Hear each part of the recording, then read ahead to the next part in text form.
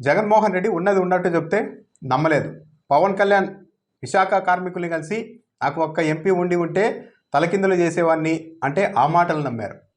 Chandrababu Naidu, Telugu Desam party నాయకులంతా కేంద్రంలో మళ్ళీ ఎన్డీఏ కూటమే వస్తుంది, మేము ముగ్గురం భాగస్వాములుగా ఉంటాం కాబట్టి తప్పనిసరిగా విశాఖ స్టీల్ ప్లాంట్ కాపాడుతాం, గతంలో తానే కాపాడానని చంద్రబాబు నాయుడు చెప్తే ఆ మాటలు నమ్మారు. ఇప్పుడు ఏమైంది? ఎప్పుడైనా కానీ ఒక ఉద్యమం జరుగుతూ ఉన్నప్పుడు దాని గురించి అడ్రస్ చేయకపోవడమే ఆ ఉద్యమకారులను అవమానించినట్టు. అలాంటిది విశాఖ స్టీల్ ప్లాంట్ కోసం కార్మికులు దాదాపు 1400 రోజులుగా పోరాటం చేస్తూ ఉంటే అదే విశాఖ గడ్డ మీద నిలబడుకొని ఏపీ ముఖ్యమంత్రి, AP deputy CM Pawan Kalyan ఇద్దరు కనీసం విశాఖ స్టీల్ ప్లాంట్ గురించి ఒక్క మాట మాట్లాడలేదు. సరే, విశాఖ స్టీల్ ప్లాంట్ గురించి మాట్లాడలేదు అంటే ఇప్పుడు దాని గురించి మేము ఏం చేయలేం స్థితిలో ఉన్నాం కాబట్టి మేము మాట్లాడలేదు అని చెప్పుకోవడానికన్నా వాళ్ళకు ఉంటుంది, ప్రజలు అనుకోవడానికన్నా బాగుంటుంది. అది ప్రతికూలమైన అంశం కాబట్టి మాట్లాడడానికి ఇష్టపడడం లేదేమో. కానీ అదే విశాఖ గడ్డ మీద నిలబడుకొని అక్కడ కార్మికుల్ని అవహేళన చేసేలాగా, వాళ్ళ ఉద్యమాన్ని కించపరిచేలాగా మిట్టల్ ఒక ప్రైవేట్ సంస్థకు సంబంధించిన స్టీల్ ప్లాంట్ గురించి మన ముఖ్యమంత్రి చంద్రబాబు నాయుడు గారు మాట్లాడుతున్నారు. దీన్ని ఏమనాలి? పైగా ఈ పాపంలో నా ఒక్కరి పాత్రే కాదు, నరేంద్ర మోడీ గారి ప్రోద్బలం కూడా ఉంది, ఆయన మద్దతు కూడా ఉంది అని చెప్పే ప్రయత్నం చేశారు. నేను ఢిల్లీలో ప్రధాని నరేంద్ర మోడీ గారిని కలిసి మిట్టల్ వాళ్ళు ఒక స్టీల్ ప్లాంట్ పెడతామంటున్నారు, వాళ్ళకు గనులు కావాలంట, కానీ వాళ్ళు పంపు లైన్ ద్వారా కాలుష్యం లేకుండా పంపు లైన్ ద్వారా ఈ ఐరన్ ఓర్ తెచ్చుకునే అవకాశం కావాలి అంటున్నారంటే వెంటనే ఆ లాంగ్వేజ్ను ప్రధాని నరేంద్ర మోడీ వెంటనే అర్థం చేసుకొని సానుకూలంగా స్పందించారు. అలాంటి లాంగ్వేజ్ను, టెర్మినాలజీని అర్థం చేసుకునే ప్రధాని ఎక్కడుంటారు? మీరు గ్రేట్ సార్ అంటూ ప్రధాని నరేంద్ర మోడీని గురించి మాట్లాడారు. ఇది విశాఖ స్టీల్ ప్లాంట్ కార్మికుల్ని కించపరచడం కదా. సాధారణంగా అయితే అసలు మిట్టల్ స్టీల్ ప్లాంట్ల గురించే మాట్లాడకపోయి ఉంటే ఏ ఇబ్బంది ఉంటుంది కాదు. కానీ విశాఖ స్టీల్ ప్లాంట్ కోసం ఒకవైపు ఉద్యమం జరుగుతోందని తెలిసి కూడా అక్కడికే వెళ్ళి మిట్టల్ ప్లాంట్ గురించి మాట్లాడుతూ ఉన్నారు అంటే దీన్ని ఏమనాలి? మీరు ఏమైనా చేసుకోండి, మా ఇష్టం వచ్చింది చేస్తాం, మేము ప్రైవేటీకరణకే కట్టుబడి ఉంటాం అని మన ముఖ్యమంత్రి చంద్రబాబు నాయుడు గారే అక్కడ స్పష్టంగా చెప్తున్నట్టుగా ఉంది. ఇది కార్మికుల్ని అవమానించడం, కనీస ఆశలు కూడా లేకుండా చంపేయడానికి ప్రయత్నం. ఎక్కడ విశాఖ స్టీల్ ప్లాంట్ గురించి అక్కడ ఒక మాట మాట్లాడి ఉంటే, ఇక్కడ విశాఖ స్టీల్ ప్లాంట్ గురించి ఒక ఇష్యూ ఉంది, దాన్ని కూడా మీరు పరిగణలోనికి తీసుకోండి అని ఒక్క మాట ప్రధాని నరేంద్ర మోడీ గారిని, ముఖ్యమంత్రి కావచ్చు, డిప్యూటీ సీఎం కావచ్చు, అడిగి ఉంటే ప్రధాని నరేంద్ర మోడీ కూడా ఎలా అడుగుతారో అని ఉండేవారు కాదు, అర్థం చేసుకునేవాళ్ళు.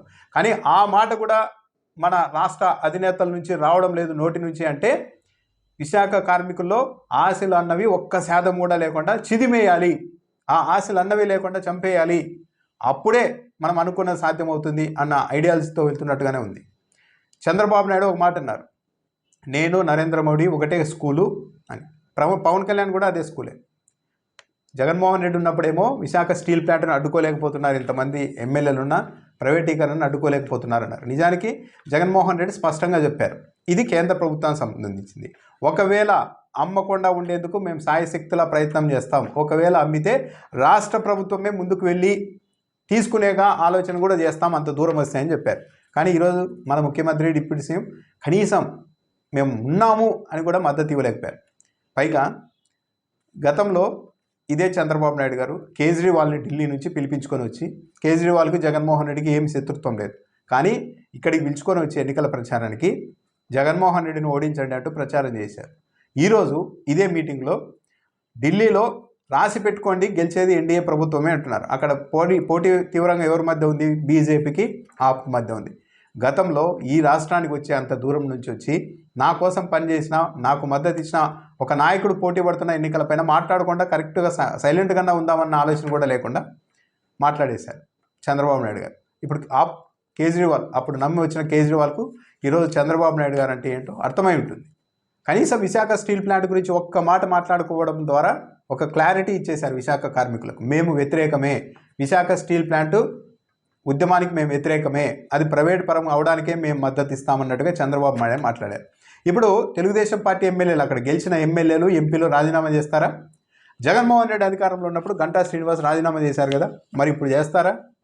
అక్కడ ఎంపీగా గెలిచిన భరత్ కావచ్చు, ఎమ్మెల్యేలు కావచ్చు, చేస్తారా? సిటీ పరిధిలో ఉన్న వాళ్ళు కనీసం ఆ స్టీల్ ప్లాంట్ పరిధిలోని ఎమ్మెల్యేనా రాజీనామా చేస్తారా? చేయరు. ఎందుకంటే పవన్ కళ్యాణ్ ఒక మాట చెప్పారు ఎన్నికలు పూర్తయిన తర్వాత ఒక సందర్భంలో, ఎన్నికల్లో ప్రతిపక్షంలో ఉన్నప్పుడు ఒక అంశం మీద పోరాటాలు చేసి దాని మీద గెలిచి అధికారంలోనికి రావడం వేరు, అధికారంలోకి వచ్చిన తర్వాత పరిస్థితి వేరే ఉంటుందని. సేమ్ ఇదే విశాఖ స్టీల్ ప్లాంట్కి మేము వస్తే ఒక ఎంపీని గెలిపిస్తే నేను అడ్డుకుంటానని చెప్పి పోరాటాలకి మద్దతు ఇచ్చి ఆ రోజు అక్కడికి వెళ్ళి ఈరోజు మాత్రం చేతులు ఎత్తేసి సైలెంట్గా అస్సలు కనీసం దాన్ని ప్రస్తావించకుండా ఉన్నారంటే ఇది అప్లై అవుతుంది. చంద్రబాబు నాయుడు గారి విధానాలు తొలి నుంచి కూడా ప్రైవేటీకరణకు అనుకూలమే.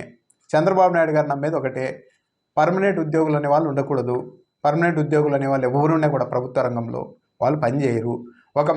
ఒక మనిషికి నిరంతరం, ఒక ఉద్యోగికి నిరంతరం అభద్రతా భావం, ఏదో ఒక ఒత్తిడి ఉన్నప్పుడే అతడు పనిచేస్తాడు. అలా ఒత్తిడిలోనే పని చేయించుకోవాలి ఉద్యోగుల్ని అనే సిద్ధాంతాన్ని నమ్మిన వ్యక్తి చంద్రబాబు నాయుడు గారు. అదే ఇప్పుడు ఫాలో అవుతూ ఉన్నారు. అంటే ఒక మనిషి ప్రశాంతంగా, ఒక ఉద్యోగి ప్రశాంతంగా కాకుండా ఒక ఒత్తిడిలో, ఒక అభద్రతా భావంలో అయితే మంచి అవుట్పుట్ ఇస్తారు అంటే ఒక యంత్రాల్లాగా ఉద్యోగుల్ని భావించే పరిస్థితి. సభలో అంత సీనియర్ నాయకుడైన చంద్రబాబు నాయుడు గారు ప్రధాని నరేంద్ర మోడీ మెప్పు పొందేందుకు, ఆయనను మెప్పించేందుకు చేసిన ప్రశంసలు కూడా చాలా ఎక్కువగానే ఉన్నాయి. అసలు మీలాంటి ప్రధాని ఎక్కడైనా ఉంటారా సార్ అని మాట్లాడేశారు. మీరు దేశానికి కాదు లీడరు, గ్లోబల్ లీడర్ మీరు అంటూ మాట్లాడారు. నేను మీ నుంచి ఇన్స్పైర్ అయ్యాను సార్, ఎన్నో పాఠాలు మీ నుంచి నేర్చుకున్నానంటూ కూడా ప్రధాని నరేంద్ర మోడీని ఉద్దేశించి చంద్రబాబు నాయుడు గారు చెప్పారు. సరే, మొత్తం ఈ కార్యక్రమం అంతా చూసిన తర్వాత రేపు పత్రికల్లో కావాల్సిన వాళ్ళు అద్భుతం, అమోఘం అని రాసుకోవచ్చే కానీ ఇగో ప్రధాని నరేంద్ర మోడీ గారు వచ్చి ఇగో ఆయన ద్వారా మన ముఖ్యమంత్రి డిప్యూటీ సీఎం పవన్ కళ్యాణ్ ఈ రాష్ట్రానికి నిర్దిష్టంగా ఇగో ఈ హామీలు సాధించారు, ఈ హామీ తీసుకున్నారు అన్నది ఎక్కడా లేదు. ప్రధాని నరేంద్ర మోడీ గారి ప్రసంగం మొత్తం ఎక్కడా కూడా స్పెసిఫిక్గా ఈ రాష్ట్రానికి ఈరోజు ఇది రాబోతోంది ప్రధానికి రాక కారణంగా అన్నది ఎక్కడా లేదు. ముఖ్యమంత్రి చంద్రబాబు నాయుడు ప్రసంగం కావచ్చు, నరేంద్ర మోడీ గారి ప్రసంగం కావచ్చు, ఇద్దరిది కూడా విజన్ మీదే నడిచింది. ఈరోజు ఏంటని కాకుండా ఫ్యూచర్ గురించి ఎక్కువ మాట్లాడుతూ వచ్చారు. విజన్ 2047 అని ఇద్దరు మాట్లాడారు. అంటే ఈరోజు ఏంటి చేస్తామనేది మీద కాకుండా ఎప్పుడో 20 ఏళ్ళ తర్వాత, 30 ఏళ్ళ తర్వాత అప్పుడు ఎవరు ఉంటారో, ఎవరు పోతారో, ఏం జరుగుతుందో అప్పటి వరకు ఎవరు ఏమీ చేయలేరు అన్నట్టు ఫ్యూచర్కి సంబంధించిన మాటలు మాట్లాడేసి సభను ముగించారు. అయితే చంద్రబాబు నాయుడు గారి కమిట్మెంట్ను మెచ్చుకోవాలి. విశాఖ దగ్గరికి వెళ్ళి విశాఖలో స్టీల్ ప్లాంట్ కోసం ఉద్యమం జరుగుతుంటే దాని గురించి మాట్లాడకుండా అక్కడ కూడా అమరావతి ప్రస్తావన తెచ్చారు. అమరావతి నిర్మాణం అనేది మీ సహకారంతో పూర్తి కావాలంటూ నరేంద్ర మోడీని కోరారు. ఒక అద్భుతమైన సిటీగా దాన్ని మార్చాలంటూ మాట్లాడారు. అంటే ప్రయారిటీస్, చంద్రబాబు నాయుడు గారి ప్రయారిటీస్ ఎక్కడికి వెళ్ళినా ఒకే విధంగా ఉంటున్నాయి. ఎందుకన్నారు కానీ చంద్రబాబు నాయుడు గారు, ముఖ్యమంత్రి చంద్రబాబు నాయుడు గారు తన ప్రసంగంలో డిఎస్సి ప్రస్తావన కూడా తెచ్చేశారు. టీచర్ పోస్టులకు సంబంధించి డిఎస్సిని భర్తీ చేయబోతున్నాం, త్వరలోనే అది ఇంటర్వ్యూల వరకు వెళ్తుందని చెప్పారు. అసలు ఇంటర్వ్యూల వరకు ఎక్కడ ఇంకా ప్రాసెస్సే మొదలు కాలేదు. మరి అలా ఒక మాట అనేశారు.